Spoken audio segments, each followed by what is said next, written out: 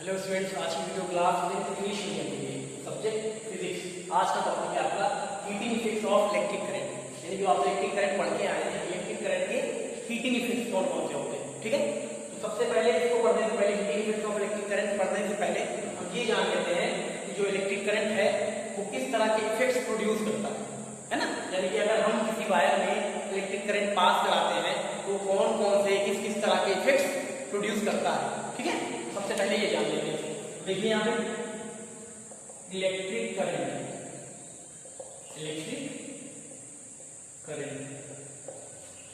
क्या होता है, ये तो आप पढ़ के आए है ना। पिछली वीडियो में आपको बताया गया इलेक्ट्रिक करंट क्या होता है। The rate of flow of charge, यानी I is equal to Q upon T, है ना। चलिए ठीक है, तो हम यहाँ पे पढ़ेंगे heating effect of electric current. इसमें सबसे पहले हम ये जान लेते हैं कि इलेक्ट्रिक करंट जो होता है वो कौन कौन तरह के, यानी किस किस तरह के इफेक्ट्स प्रोड्यूस कर सकता है। यानी हम किसी वायर में, किसी कंडक्टर में अगर इलेक्ट्रिसिटी पास कराएं, अगर करंट पास कराएं तो कौन कौन से इफेक्ट वो प्रोड्यूस करेगा, इसको हम देख लेते हैं पहले।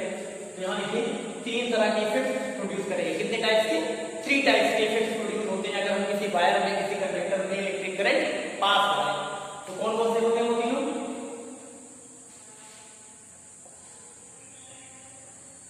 पहला तो होगा आपका हीटिंग इफेक्ट, जो हमको पढ़ना है heating effect of electric current. इसको लिख देते हैं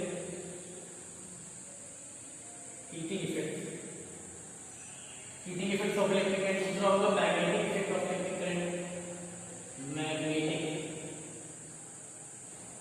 है ना।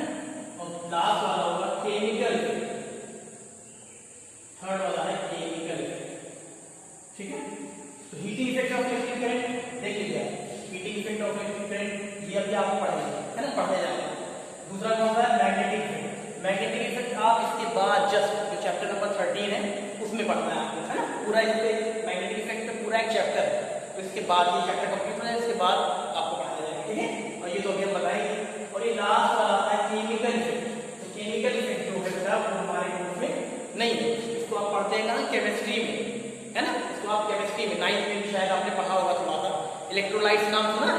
इलेक्ट्रोलाइट्स में क्या होता है, हम लोग एक ग्लास ऑफ वाटर लेते हैं, एनोड लेते हैं, कैथोड लेते हैं, उसके अंदर इलेक्ट्रिसिटी पास कराते हैं तो आयंस फॉर्म होते हैं, आयंस बनते हैं ना। ये सारी चीजें इसमें केमिस्ट्री में आपको बताई गई। ठीक है, तो चलिए इसको तो छोड़िए, हमारे कोर्स में है नहीं। हम इन दोनों की बात करेंगे, heating effects of electric current और magnetic effect of electric current. Heating effects of electric current आपका टॉपिक है, इसको भी हम क्लियर कर दे रहे हैं। बाकी मैग्नेटिक इफेक्ट इसके बाद वाला, जस्ट इसके बाद का चैप्टर है, चैप्टर नंबर 13, वहां पे पूरा एक चैप्टर दे रखा है, पूरी डिटेल में पढ़ना है आपको। ठीक है, तो हम बात करेंगे इसकी heating effect of electric current. ठीक है, तो चलिए इसको मिटा देते हैं। ये चलिए लिखा करेंगे, यहाँ देखिए एकदम लिख देते हैं heating effect of electric current. तो ऐसे लिख सकते हैं, हम लिख दे रहे हैं heating effects of electric current, heating effects of electric current. ठीक है, heating effects of electric current है जब भी हम किसी वायर में इलेक्ट्रिसिटी यानी कि करंट, है ना, जब भी हम किसी वायर में करंट पास कराएंगे, कोई भी वायर ले लीजिए, कंडक्टर का कोई भी नाइक्रोम वायर ले लीजिए या एल्युमिनियम कॉपर कोई सा भी वायर ले लीजिए, उसमें जब भी हम इलेक्ट्रिक करंट पास कराएंगे क्या होगा, वहां से हीट प्रोड्यूस होगी। क्या प्रोड्यूस होगी? हीट प्रोड्यूस होगी। तो हम देखो इस तरह लिख सकते हैं, यहां लिख दे रहे हैं when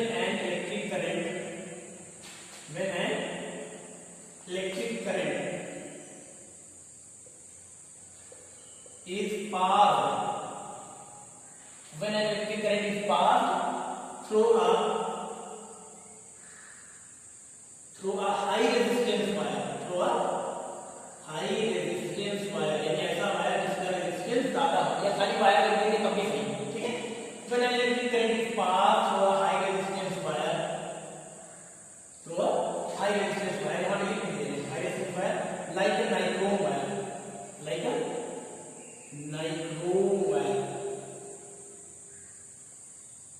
नाइक्रोम वायर जानते हैं ना, इसका जो रेजिस्टेंस होता है बहुत ज्यादा होता है।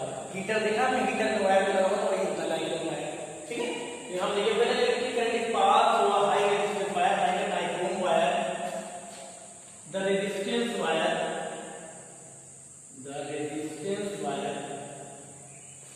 becomes very hot, the resistance wire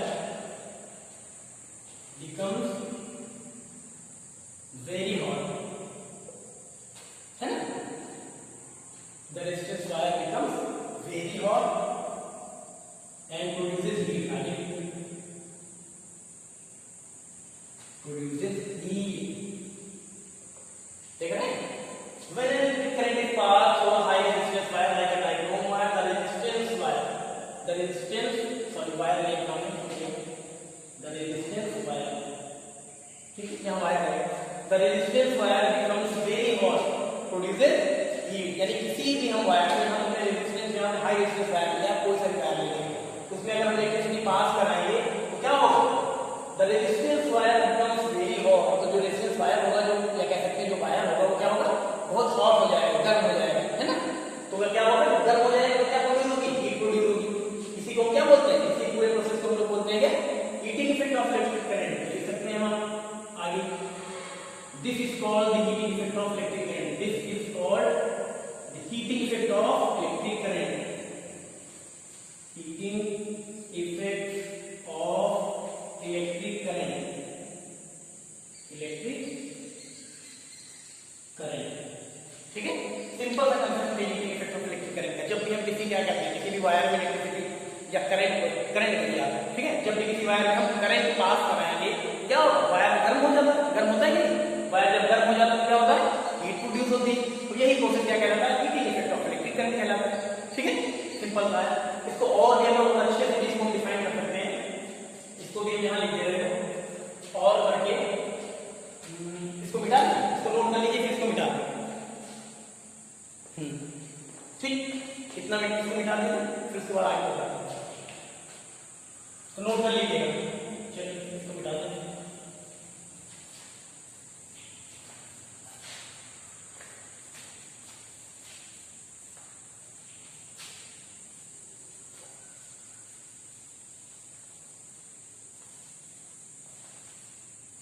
चलिए और भी हम लोग इसको और अच्छे से डिफाइन कर सकते हैं heating effect of electric current को। यहाँ देखिए दूसरे स्टेज, व्हेन, थोड़ा सा और एक्सप्लेन कर देंगे, when an electric current, when an electric current is passed through a conductor, through a conductor, conductor समझ रहे हैं ना, कंडक्टर जब भी बोला जाएगा तो समझ लीजिएगा वायर क्या होती है, ठीक। When an electric current is pass through a conductor and wire, तो क्या होगा, due to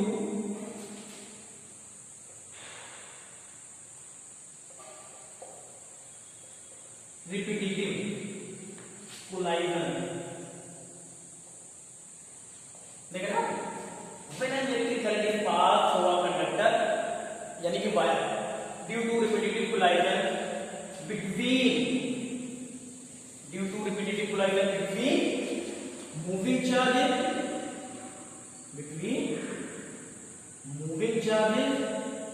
and atoms, moving charges and atoms, heat energy and power, heat energy and power is dissipated, ठीक है।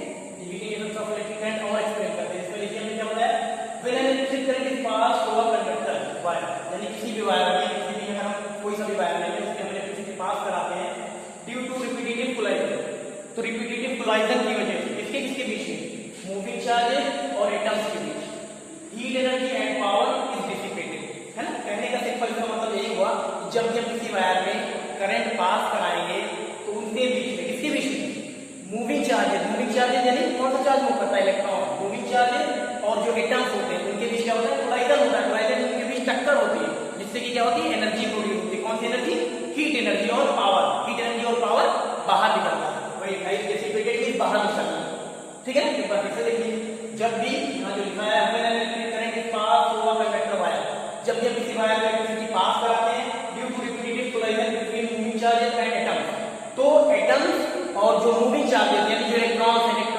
और एटम्स के बीच में क्या होता है, कोलाइजन होता है, टक्कर होती है, जब टक्कर होती है तो क्या प्रोड्यूस होता है, हीट एनर्जी और पावर, हीट एनर्जी और पावर बाहर निकलता है, यानी डिसिपेट होता है, ठीक है। सिंपल सा कंसेप्ट इसका ही heating effect of electric current, ठीक है। ये इतना आप लिख देंगे, क्लियर हो जाएगा, ठीक। अब चलिए इसका फॉर्मूला भी बता दें आपको, H इज इक्वल टू होता है I square R T, H is equal to I square RT, ठीक है। यानी कहीं किसी का अगर कैलकुलेट करना हो कितनी हीट यहाँ पे जनरेट हो रही है तो आप क्या करेंगे, H is equal to I square RT, इस फॉर्मूले से आप पता लगा सकते हैं कि कितनी हीट जनरेट हो रही है, ठीक है। H आपको बताइए H क्या है, यहाँ पे हीट है, हीट की यूनिट क्या होगी, जूल, क्योंकि हीट देख रहा है क्या है, एनर्जी, क्या होगी इसकी यूनिट, जूल होगी, JOUL जूल, ठीक। और I क्या है, करंट है, सबको पता है करंट की यूनिट क्या होती है, एम्पियर होती है ना। R क्या है, रेजिस्टेंस है, रेजिस्टेंस की यूनिट सबको पता है क्या होती है, ओम, इसको हम लोग एक सिंबल ओमेगा से लिखते हैं, है ना। उसके बाद T आपको पता है टाइम पीरियड, इसकी यूनिट क्या होती है, सेकंड, इसकी यूनिट क्या होती है, सेकंड होती है, ठीक है। तो heating effect of electric current को आप ऐसे डिफाइन कर सकते हैं, हीट निकालने का, हीट कैलकुलेट करने का ये फार्मूला है, H equal to I square RT। इस फार्मूले को हम लोग जूल्स लॉ ऑफ हीटिंग बोलते हैं, जूल्स लॉ ऑफ हीटिंग। अब इसको भी बता रहे हैं, ठीक है, इतना आपका लीजिए मैंने, ये इधर हम बता देंगे, चलो इतना करने पर joules law of heating, joules law of heating, joules law of heating. चलो ये क्या होता है जूल्स लॉ ऑफ हीटिंग, ये जो फॉर्मूला है equal to I square RT रखा है, जूल्स लॉ ऑफ हीटिंग का ही फॉर्मूला है, ठीक है। इसमें देखिए ये कहता क्या है, जूल्स लॉ ऑफ हीटिंग की स्टेटमेंट क्या है, इट स्टेट्स दैट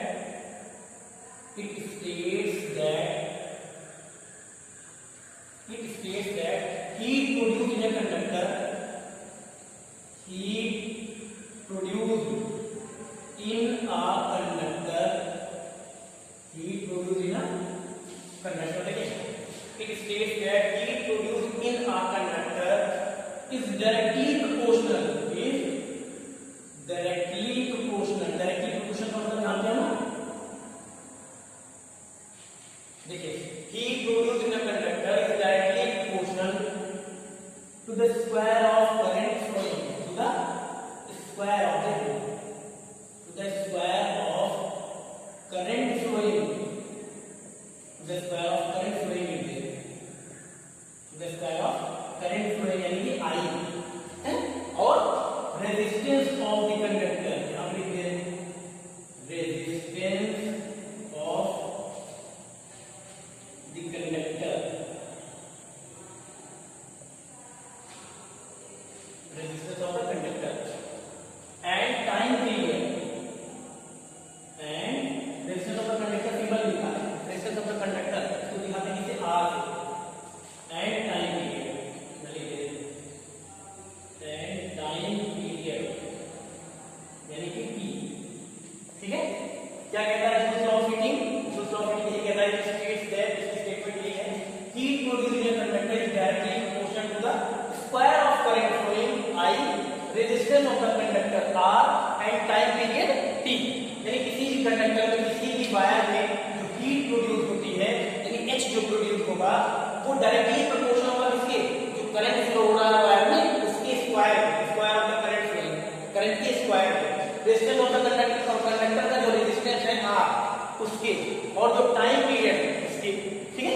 तो हम क्या लिख सकते हैं इसको, H, देखो heat produced in a conductor यानी capital H is directly proportional किसके, is directly proportional to the square of current flowing यानी I के स्क्वायर पे, देख रहे हो ना। और क्या है resistance of the conductor R, और resistance of the conductor R और इसके टाइम पीरियड, यानी आपका फॉर्मूला आया H proportional I square RT, I square RT। अब यहाँ से प्रोपोर्शनल का साइन अगर हम हटाते हैं, क्या हटाते हैं, प्रोपोर्शनल का साइन हटाएंगे तो यहाँ पे कोई कांस्टेंट आ जाएगा, मान लेते हैं कांस्टेंट कितना आ गया, 1 आ गया, कांस्टेंट क्या आ गया, 1 आ गया, यहाँ पे आ गया ये आपका क्या है I स्क्वायर RT, यानी आपका फॉर्मूला आ गया जूल्स लॉ ऑफ हीटिंग का I स्क्वायर RT, यानी जो हीट जनरेट होगी उसको हम कैसे कैलकुलेट करेंगे, H is equal to I square RT, इस वाले फॉर्मूले, इस फॉर्मूले को हम लोग बोलते हैं क्या, Joule's law of heating, joules law of heating. अब इस फॉर्मूले को हम प्रूव भी कर सकते हैं, इसका मतलब प्रूफ भी हम आपको दे सकते हैं कि फॉर्मूला आया कहां से, ठीक है। बस आपको पता होना चाहिए कि करंट क्या होता है और पोटेंशियल डिफरेंस क्या होता है। आप ये फॉर्मूला हीट का फॉर्मूला यानी जूल्स लॉ ऑफ हीटिंग का फॉर्मूला डिराइव कर सकते हैं, ठीक है। इसको नोट कर लीजिए और इसका प्रूफ भी बताते हैं, इसको नोट करिए, इसका प्रूफ आपको हम बता देते हैं। चलिए ठीक है, नोट कर लीजिएगा इसको हम मिटा दे रहे हैं। आपको जो आपने निकाला है h equal to I square R T इसका प्रूफ बताते हैं। ठीक है, चलिए इसको मिटाते हैं।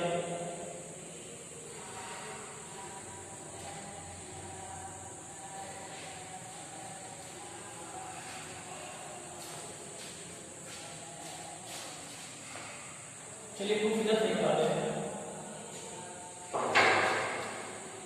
जूल्स लॉ ऑफ हीटिंग का proof, joules law of heating का प्रूफ। चलिए इसके प्रूफ के लिए सबसे पहले आप याद करिए कि वर्क डन, इस इलेक्ट्रिसिटी चैप्टर में वर्क डन आपने कहां सुना था? वर्क डन का नाम सबसे पहले कहां सुना? याद करिए, सबसे पहले वर्क डन का नाम आपने पीटी में पढ़ा था, जब आप पोटेंशियल डिफरेंस पढ़ रहे थे, वोल्टेज जब पढ़ रहे थे, तब आपने वर्क डन का नाम सुना है ना। वर्क डन क्या है? बोलो, जो काम किया गया वही तो है। यहाँ पे देखिए, जब आपने पीडी यानी पोटेंशियल डिफरेंस पढ़ा था, यानी वोल्टेज वाला टॉपिक आप जब पढ़ रहे थे, तो आपको वोल्टेज का फॉर्मूला बताया गया था V equal to W upon Q, यानी work done per unit charge, work done per unit charge. Voltage क्या होता है? Work done per unit charge. तो अपने फॉर्मूला पढ़ा था ना, यहाँ पे आप लिख सकते हैं वोल्टेज यानी V इक्वल यानी potential difference equal to work done को W दिखाते हैं पर यूनिट चार्ज यानी upon Q, V equal to W upon Q। अब यहाँ पे देखिए, ये जो वर्क डन है यहाँ पे जो काम किया जा रहा है वही क्या है? वही कन्वर्ट होता है किसमें? हीट में। वर्क डन की तो हीट है, लो वर्क डन की W है, वही कन्वर्ट होगा किसमें? हीट में। यानी W को हम लोग H लिख सकते हैं, यानी वर्क डन जो होगा वही क्या कन्वर्ट, वही किसमें कन्वर्ट होगा? हीट में। ठीक है, तो आपको पता ही है पोटेंशियल डिफरेंस का फॉर्मूला, वोल्टेज का formula W equal to V equal to W upon Q। Potential difference and voltage का फॉर्मूला क्या है? V equal to W upon Q, है ना। बोलो, work done per unit charge. बोलिए, वोल्टेज क्या होता है? पोटेंशियल डिफरेंस क्या होता है? Work done per unit charge. Work done को यूनिट चार्ज से डिवाइड कर दीजिए, फॉर्मूला निकल आया। यहां से आप वर्क डन निकालेंगे तो आपको बनेगा W इक्वल टू कितना? VQ बनेगा नहीं, Q इधर जाएगा मल्टीप्लाई हो जाएगा, W इक्वल टू क्या बना? VQ बना। अब याद करिए, आपने इलेक्ट्रिक करंट का फॉर्मूला क्या पढ़ा? इलेक्ट्रिक करंट क्या पढ़ा था? Rate of flow of charge यानी I equal to Q upon T। बोलो, इलेक्ट्रिक करंट क्या पढ़ा था? Rate of flow of charge ना, यानी I equal to Q upon T। यहाँ पे आप लिख सकते हैं फॉर्मूले से I equal to Q upon T, Q upon T, rate of flow of charge, rate of flow of charge. ठीक है, ये किसका फॉर्मूला है? करंट का फॉर्मूला है। किसका फॉर्मूला है? करंट का। करंट I इक्वल टू क्या होता है? Q upon T, rate of flow of charge. यहाँ से अगर आप Q की वैल्यू निकाल लें तो हो जाएगा Q इक्वल टू क्या हो जाएगा? Q इक्वल टू हो जाएगा IT, Q equal to IT हो गया। बोलिए, अब ये Q की वैल्यू आप ले जाके यहाँ पुट कर दीजिए, Q की वैल्यू ले जाके यहाँ पे वैल्यू लो पुट कर दीजिए। अब इसको आप इक्वेशन नंबर फर्स्ट मान लीजिए, इस वाले इक्वेशन नंबर सेकंड मान लीजिए। यहाँ लिख लीजिए from first and second, from equation first and second. और यहाँ से सेकंड वाले इक्वेशन से Q की वैल्यू जो IT आई यहाँ पुट कर दीजिए। यहाँ क्या करेंगे लोग? पुट कर देंगे। चलिए इधर पुट कर देते हैं, इसको मिटा देते हैं, कोई काम नहीं, इसको तो आप नोट कर लीजिए। चलिए अब यहाँ देखो फ्रॉम फर्स्ट एंड सेकंड, यहाँ क्या था? W is equal to VQ, W is equal to VQ, Q की जगह क्या पुट कर देंगे? IT, Q की जगह पुट कर दे रहे हैं IT। फॉर्मूला आपका बना क्या बनेगा? W is equal to VIT, W is equal to VIT। देख रहे हैं, ये बना। और आगे देखिए, क्योंकि हमको तो प्रूफ करना है क्या? जूल्स लॉ ऑफ हीटिंग का फॉर्मूला है H is equal to I square RT, तो वो भी आया है इतना ना। और इसके बाद आपने पढ़ा था एक ओम्स लॉ, ओम्स लॉ पढ़ा था ना, by using Ohm's law, by using Ohm's law, बहुत इंपॉर्टेंट लॉ है ये, न्यूमेरिकल बेस पे खूब सारे आते हैं। by using Ohm's law, Ohm's law क्या है? यहाँ से लिख सकते हैं, उसका ये होगा V equal to I R, V equal to I R। तो यहाँ पे देखिए जो आपका इक्वेशन आया है W equal to VIT, V की क्या लिखेंगे? I R, V की क्या लिखेंगे? I R, V की हमने लिया I R, आगे कितना है? IT, आगे एज लिख लीजिए जो लिखा हुआ है। यहाँ हो जाएगा आपका W इक्वल टू I का इस मल्टीप्लाई कराएंगे, I स्क्वायर आएगा, RT एज लिखेंगे, तो आपका आ गया क्या? W equal to I square RT। और पहले ही हमने बताया यहाँ पे जो वर्क डन है वही कन्वर्ट होगा किसमें?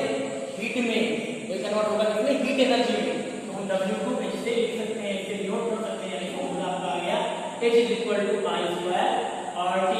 ये आपको प्रूफ भी मिल गया किसका? ये आपको प्रूफ मिल गया जूल्स लॉ ऑफ हीटिंग का। हीट कैलकुलेट करनी हो, आपको करंट पता हो, रेजिस्टेंस पता हो, टाइम पीरियड पता हो, इस फॉर्मूले में वैल्यू पुट कर दीजिए, heat joules law of heating. क्या था ये? Joules law of heating. अब इसके बाद देखिए इसी पे जूल्स लॉ ऑफ हीटिंग इस फॉर्मूले पे हम एक आध न्यूमेरिकल कर लेते हैं, एक न्यूमेरिकल कर लेते हैं, ठीक है, तो ये वो कांसेप्ट भी आपका और क्लियर हो जाए, ठीक है। चलिए इसको नोट कर लीजिए, फिर इसके बाद चलिए हम लोग न्यूमेरिकल्स करते हैं। इसको मिटा देते हैं, ठीक है, नोट कर लीजिएगा और अच्छे से इसको रिपीट करते जाइए, वीडियो को एक बार देख लीजिए, अच्छे सारी चीजें क्लियर हो जाए, ठीक है ना। ये सारी स्टेटमेंट जो ये सारी चीजें क्या है, ये देखो ये खुद से आप लिख सकते हैं, है ना, इसके लिए हम लोग चलिए इसको लिख लीजिएगा। अब हम आपको बताते हैं क्या न्यूमेरिकल्स इस फॉर्मूले में जूल्स लॉ ऑफ हीटिंग, यानी हीट अगर कहीं कैलकुलेट करनी है तो कैसे करेंगे। चलिए इसको मिटा रहे हैं।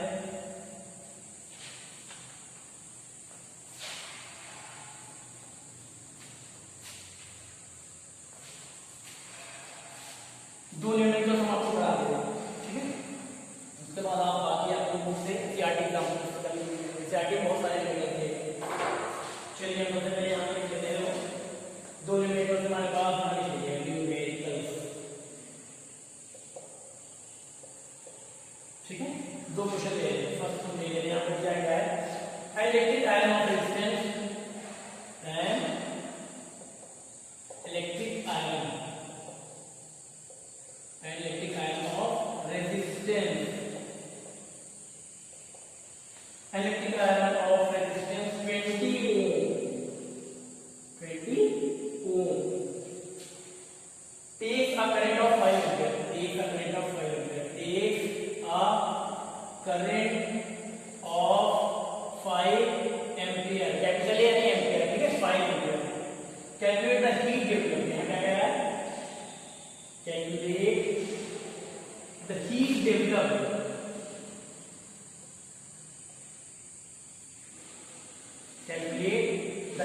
developed in 30 seconds, in 30 seconds। एक ये दिया गया है, एक और लिख लेंगे, दूसरा वाला है, बोल रहा है 100 joule of heat, 100 joule of heat is produced, heat is produced each second in a 4 ohm resistance, 4 ohm resistance, in a 4 ohm resistance। क्या पूछ रहा है, आपसे पूछ रहा है find the potential difference, find the potential difference है, यहाँ पे वोल्टेज पूछ रहा है, find the potential difference, find the potential difference across the resistor, across the resistor, ठीक, ये आपसे पूछ रहा है। दो न्यूमेरिकल हमने यहाँ लिए हैं, फर्स्ट वाला और सेकंड वाला। पहले लोग क्या क्या करते हैं, फर्स्ट वाला सॉल्व करते हैं, ठीक है। चलिए सॉल्यूशन नंबर फर्स्ट का सॉल्यूशन हम लोग देखते हैं, ठीक है। इलेक्ट्रिक आयरन ऑफ रेजिस्टेंस, एक इलेक्ट्रिक आयरन जानते हो, प्रेस, इससे कपड़े प्रेस करते हैं। Electric iron of resistance 20 ohm, electric iron जो उसका रेजिस्टेंस कितना दिया है 20 ओम। तो आप जो गिवन है सबसे पहले लिख लीजिए, रेजिस्टेंस आपको दिया गया है 20 ओम, यहाँ पे 20 ओम। फिर आगे बोला take a current of 5 ampere, उसमें कितना करंट फ्लो हो रहा है, 5 एम्पीयर का करंट की वैल्यू I लिखते हैं, I डिनोट करते हैं ना करंट को, तो I equal to 5 ampere, I equal to 5 ampere. फिर आगे कह रहा है calculate the heat developed in 30 second. तो आप प्रूफ बताइए, कैलकुलेट करिए इसको हीट को, तो कितनी हीट वहां पे डेवलप हो रही है 30 सेकंड, 30 सेकंड में कितनी हीट डेवलप हो रही है। यहाँ आपको ये दिया गया है, टाइम पीरियड दिया गया है, T इक्वल टू कितना दिया गया है 30 सेकंड, ठीक है। और यहाँ पे देखिए जितनी भी यूनिट दी गई ओम, एम्पीयर, सेकंड, सारी क्या है SI यूनिट, ठीक है, SI यूनिट है, क्योंकि यहाँ हम लोग SI यूनिट के साथ डील करते हैं ना। अगर यहाँ पे मान लीजिए मिनट होता, आवर होता, तो हम सेकंड में लेके आते हैं, है ना, क्योंकि टाइम की SI यूनिट क्या होती है सेकंड में, करंट क्या होती है एम्पीयर, और रेजिस्टेंस क्या होती है ओम। सारी चीजें ऑलरेडी पहले से ही यूनिट्स में यानी SI यूनिट्स में है, तो हमें कुछ चेंज करने की जरूरत नहीं है, तो हम फॉर्मूले में वैल्यू पुट कर देंगे, आंसर हमारा आ जाएगा। यहाँ लिख लीजिएगा by using Joule's law of heating, by using Joule's law of heating, by using Joule's law of heating, by using Joule's law of heating. तो जूल्स लॉ ऑफ हीटिंग का मतलब यहाँ क्या होता है, H equal to I square RT, H equal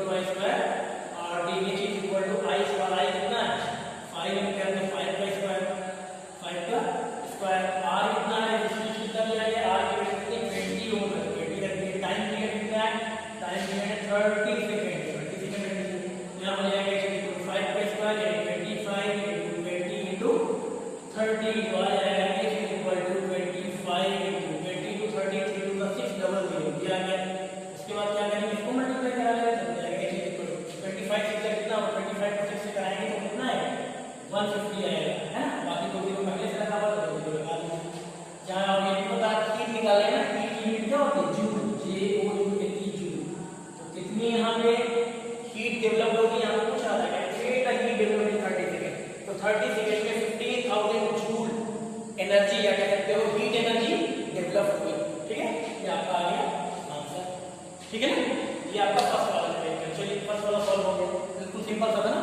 चलिए second वाला, जब भी न्यूमेरिकल का फॉर्म करिए, जो स्टेटमेंट दी है उसको अच्छे से पढ़ लीजिए, क्या क्या सारी चीजें दी गई उसको आप लिख लीजिए, गिवन तो सबसे पहले लिख लीजिए, उसके बाद आप फॉर्मूले में रख लीजिए, आंसर निकल आएगा।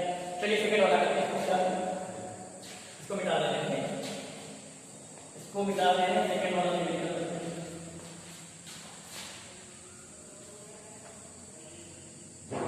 सेकंड वाला क्या है, solution number second. 100 joule of heat is produced each second in a 4 ohm resistor.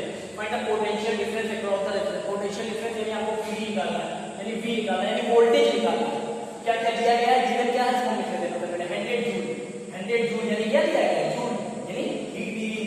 तो कितनी यहाँ पे H इक्वल टू में हीट दी गई 100 जूल, ये हमने लिख दिया।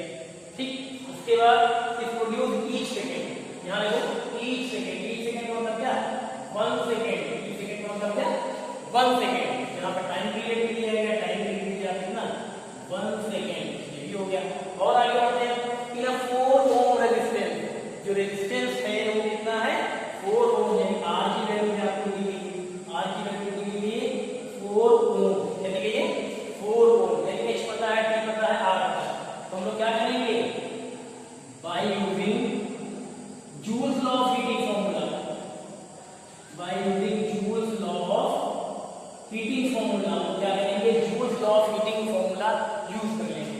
वो क्या होता है आपको पता है, आपको पता है H equal to I square RT, H equal to I square RT। जो दिया गया यहाँ पे वैल्यू पुट कर दीजिए। आपको क्या दिया गया है, हीट दी गई 100 जूल, करंट कितना दिया गया है, करंट नहीं दिया गया, तो यहाँ पे करंट निकालेंगे तो क्या I स्क्वायर, R कितना दिया गया है, रेजिस्टेंस आपको 4 ओम दिया गया, टाइम कितना दिया गया है 1 सेकंड दिया गया।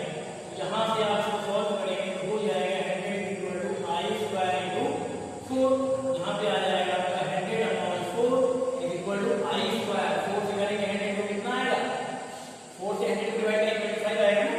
तो यहाँ पे आ गया आपका 25 इक्वल टू I स्क्वायर, यानी I इक्वल टू कितना हो जाएगा, स्क्वायर रूट ऑफ 25, यानी I इक्वल टू आ गया कितना 5, क्या 5 एम्पियर, यानी हमको पता लग गया कि कितना करंट फ्लो हो रहा है, 5 एम्पियर का करंट फ्लो हो रहा है। लेकिन हमको निकालना क्या है, हमको तो निकालना है क्या, वोल्टेज, हमको पोटेंशियल डिफरेंस निकालना है, पोटेंशियल डिफरेंस V की वैल्यू निकालनी है।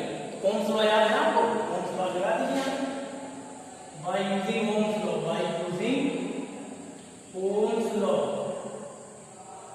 चलिए ओम्स लॉ लगा लीजिए, V equal to IR, V equal to IR, V equal to IR, I कितना है, करंट आपने निकाला 5 एम्पीयर करंट, R कितना, रेजिस्टेंस पहले से दिया है, रेजिस्टेंस कितना दिया गया 4, कहां दिया, हां 4 आपको दिया गया 4 ओम, इसमें क्या दिया गया 4 ओम, है ना। यहां पे आ जाएगा 5 4 20, यानी आ गया 20। और ये क्या है, पोटेंशियल डिफरेंस है, वोल्टेज है, तो वोल्टेज की यूनिट क्या होती है, वोल्ट्स होती है, क्या होती है वोल्ट, यानी आपने निकाल दिया पोटेंशियल डिफरेंस कितना 20 वोल्ट, ये मिल जाएगा आंसर। ठीक है, तो heating effect of electric current क्या था, उसकी डेफिनेशन, इसमें यूज होने वाले फॉर्मूले, इससे न्यूमेरिकल्स, सारी चीजें हमने बता दी है ना। तो शुरू में जो आपको heating effect of electric current बताया था, वो सारी चीजें आप अच्छे से पढ़ लीजिएगा, वीडियो 1-2 बार रिपीट करके देख लीजिएगा, है ना। नोट्स जब आप बनाएंगे तो ये सारी चीजें आपको काम आएंगी। ठीक है, इसके बाद हम आपको नोट्स तो प्रोवाइड कराएंगे, लेकिन यहाँ से भी आप नोट्स बना सकते हैं, क्योंकि यहाँ सारी चीजें हमने बिल्कुल इजी लैंग्वेज में बताई है। ठीक है, कर लीजिएगा इसको अपनी नोट्स में। ठीक, थैंक यू।